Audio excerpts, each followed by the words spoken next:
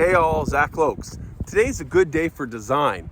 And sometimes people ask me, how do you go about building an edible ecosystem in a large field, in an old hay field, for instance, like we have here, and we want to actually convert it to a food forest or another style of edible ecosystem, depending on how many trees versus shrubs, bushes, or herbs make up the composition of the edible ecosystem. We can give it different names like food forest or berry meadow or edible thicket, or edible medicinal prairie, for instance. So how do you go about doing that? Let's say we wanted to create an edible woodland here.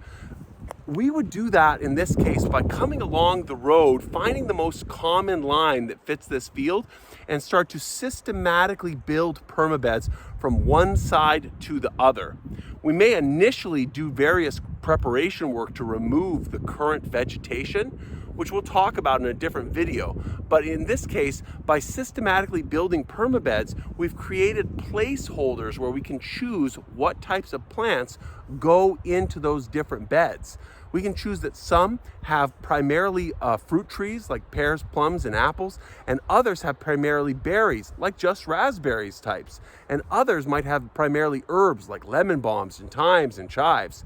And by choosing to give various compositions to each bed, we can create a pattern that makes sense for the overall long-term goal, especially the density of larger perennials to smaller perennials, and even the density of perennials to annuals. Because you can have, say, 3 beds in perennials and then 9 beds in annuals, and then 3 more beds in perennials. And this would create the ratio that I show in the permaculture market garden of creating a permaculture market garden with annuals and perennials integrated.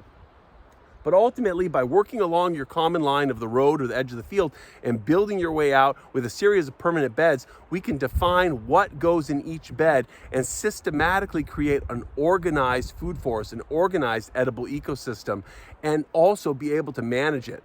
One of the key things is putting different types of vegetation in alternate beds, primarily not having beds right next to each other where the key species are trees with trunks and large branches. So there are beds to pass in with tractors or carts or trucks, or even just walk with shoulder room and be able to put up a ladder. So that alternate patterning is a key principle in edible ecosystem design.